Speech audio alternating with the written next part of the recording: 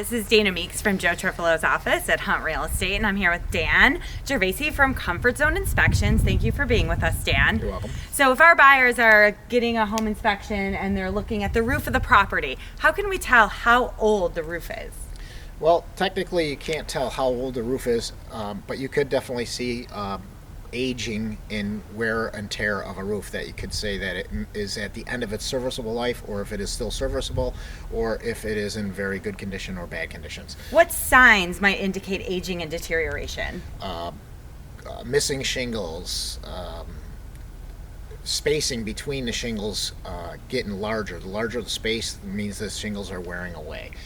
Also, the stones that are on the shingles are missing. So if the shingles look smoother, usually using binoculars or walking a roof is what we would do to check that. I hear a lot about, it's a first layer on a roof, or there's 2 layers on the roof. What does that mean for the buyer if there's already a first layer on the roof? Most roofs, it should be 1 layer. Most people put a second layer on it because technically in New York State, 2 layers is allowed. My personal opinion and my professional opinion is anytime you need a new roof, it should be complete strip down and a new roof totally. Other than that, any more than 2 layers is considered a weight issue and a problem and should be addressed. Well, thank you so much, Dan. I learned a lot about roofs. Have welcome. a wonderful day. Thank you. Everybody, Becky Shelton here with the Trifilo team at Hunt Real Estate, and today I'm here with Dan Gervasi from Comfort Zone Home Inspection, and we're going to talk about some things that could possibly derail your home inspection. Today we're talking about fireplaces. So Dan, tell me, do home inspectors go over fireplaces?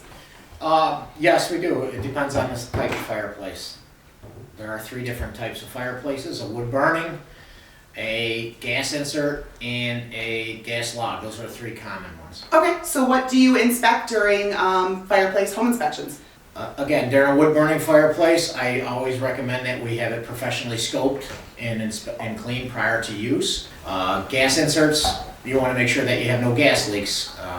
And a gas log. Gas insert would be one that there's not much to check. Just making sure that it fires up correctly. Excellent. So what are some of the best practices for homeowners then going forward with their fireplaces? Make sure you keep it clean annually. Make sure your chimney flue is clean, and make sure that there are no cracks or anything in your wood fireplace mainly. The rest are usually just minor service calls every few years or so. Excellent. Thank you so much for your time today, Dan. Hi, this is Sarah Coutard with the Trifilo team at Hunt Real Estate, and we're here today with Dan Gervasi from Comfort Zone Home Inspections. How's it going? Good. Very good.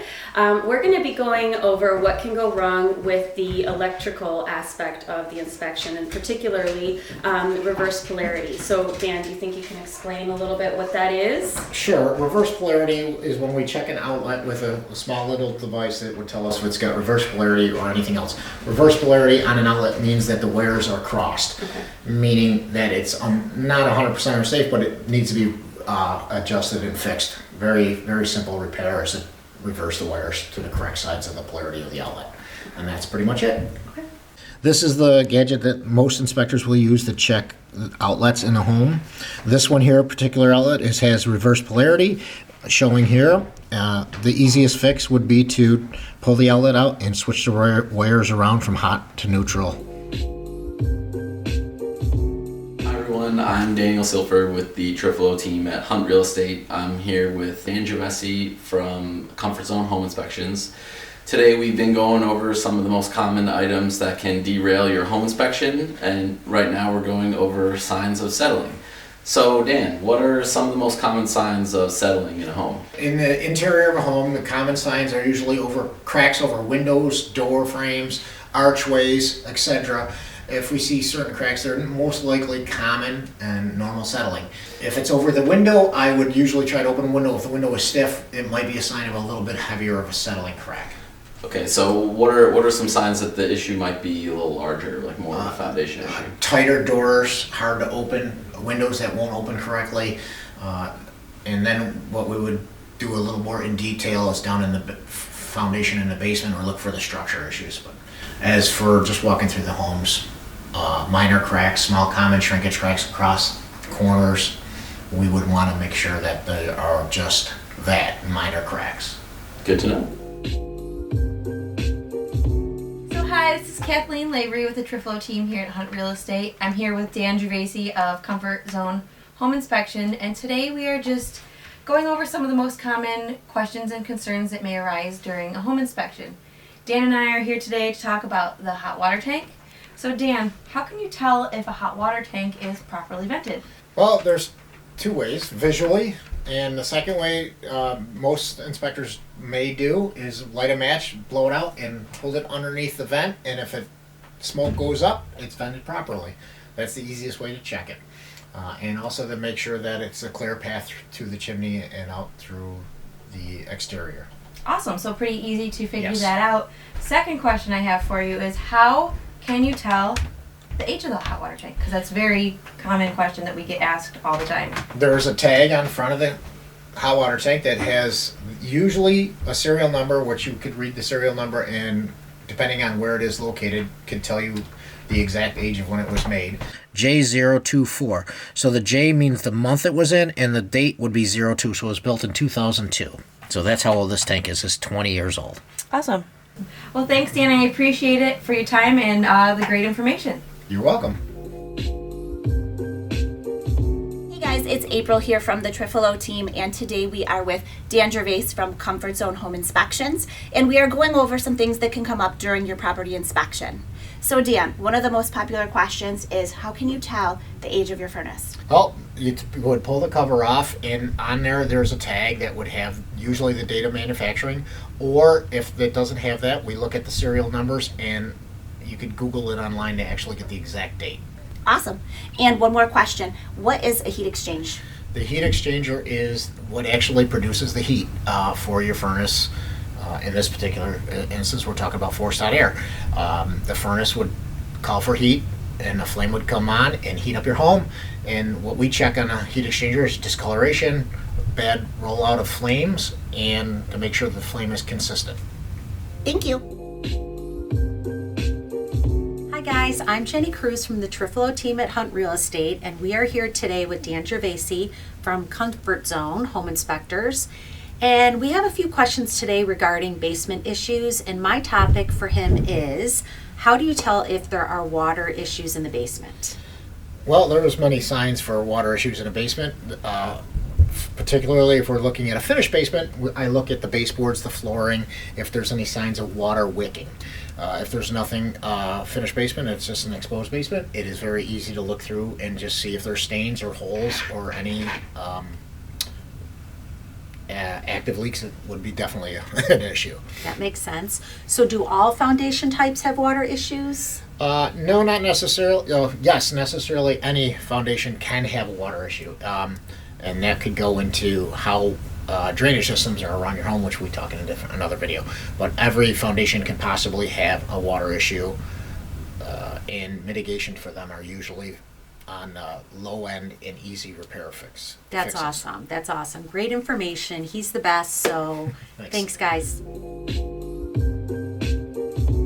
Hi, this is Ann Shearer from the Trifilo team at Hunt Real Estate. I'm here with Dan Gervasi, really close, from Comfort Zone Home Inspections. We're here today to talk about some things that can go wrong or some things that you need to look at when you're on your home inspection. And in particular, we're talking today about the electric panel box. How, Dan, can you tell what the amperage is on your electric box? Very simple to tell the amperage of a panel. Most of the time it's by the main breaker. It should be labeled in the size of the amperage. There's also a label on the panel that should also tell you the size of the amperage. And also you could also gauge the line coming in. All right. Now, what if how can you tell if a house has aluminum wiring? Well, when you pull the cover off the panel, there you could see that it might be aluminum wiring. Or also you could see that if it's possible, you could see the jackets of the wiring coming into the home. It might be labeled AL for aluminum wiring. And lastly, what if you go into a home and you find a Federal Pacific service panel box? You run to the hills. No, I'm just kidding. Federal Pacific boxes are unsafe, especially what's called a stab block Federal Pacific panel. And as a home inspector, I just instantly recommend that they be upgraded and exchanged out with a today's style panel.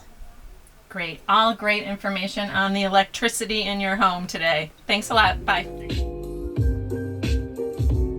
Hi, I'm Peggy Nerver with the Trifilo team here at Hunt Real Estate, and today I'm talking with Dan Gervasi from Comfort Zone Home Inspections.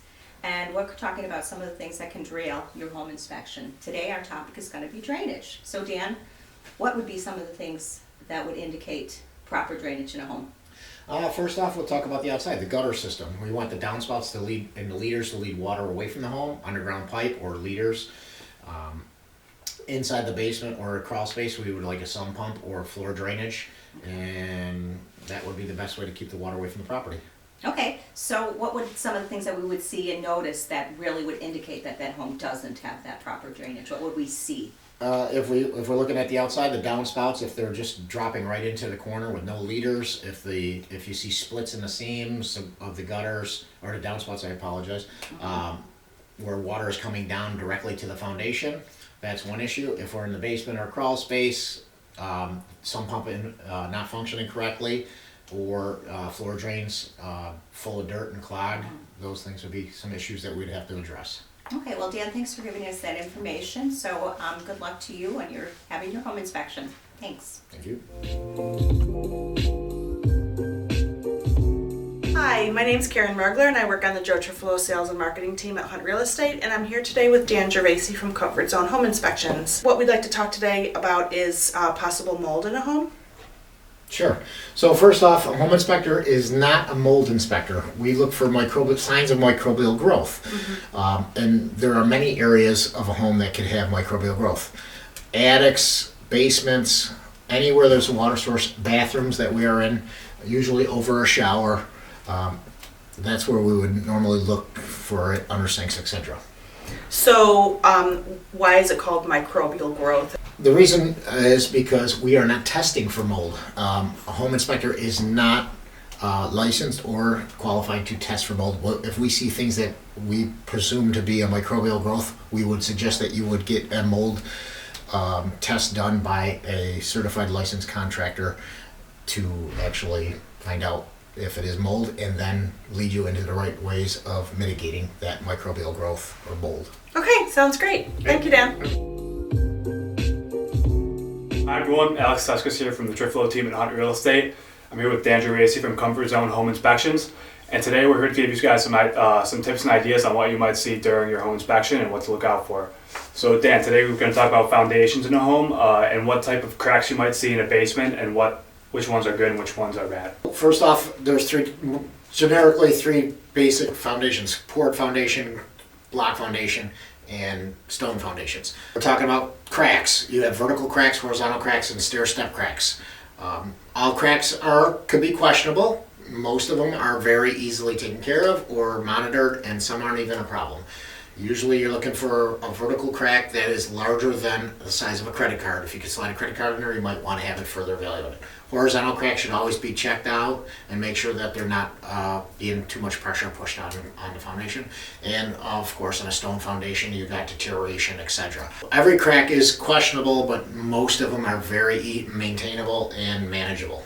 So if we do come across one of those bad cracks, something that needs to get looked at, what would you suggest a home buyer do? What I would recommend is a further evaluation by a licensed contractor, foundation specialist, to further evaluate that crack and to actually repair as needed.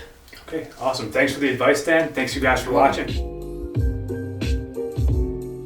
Hi everyone, I'm Savannah with the Trifilo team at Hunt Real Estate.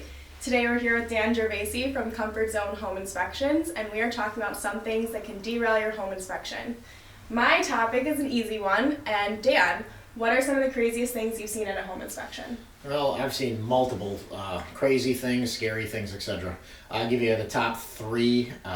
Number three would be climbing into an attic, and there was a live raccoon in there, so had to get out really quick. That was kind of the scariest one. I didn't give it time. Number two would be a home in the southern tier. I get into the basement. I hear a lot of water running. Look at the foundation wall. It was a waterfall coming through the foundation. Literally maybe 8 to 10 inches wide of just water pouring down into the basement. Beautiful. Fortunately, over the sump pump, and the sump pump was actually just pushing it back out. Found out it was a water main break on the street, and they had to fix it. But another issue with water in a home. And the number one that I think was pretty much the craziest thing I've ever seen was what I call the ice house. Lower East Side. I walk into the basement. It was a vacant home, multifamily. I walk into the basement and it was full of ice, about 8 inches thick of ice on the floor, going up the wall. So I go into the upper apartments. The bathrooms were just covered in ice. The second floor apartment, the bathroom tub was full of ice. They never turned the water off. It was pretty devastating to the home there. So definitely water is your biggest enemy of any house any day of the week. I guess Elsa visited that house. Elsa? From Frozen? Oh, yes. I got kids too. I actually like that song. Anyway. All right, guys, thanks so much for watching. Hey everybody, thank you for joining us today. We're here with Dan Gervasi from Comfort Zone Home Inspection, and we appreciate you sticking with us through our 12 tips and tricks. If you want to learn how you can save up to 2.5% on your origination fee and also save money on your monthly mortgage insurance, comment financing below. And again, we appreciate you and have a great day. Thank Thanks you, everybody. everybody.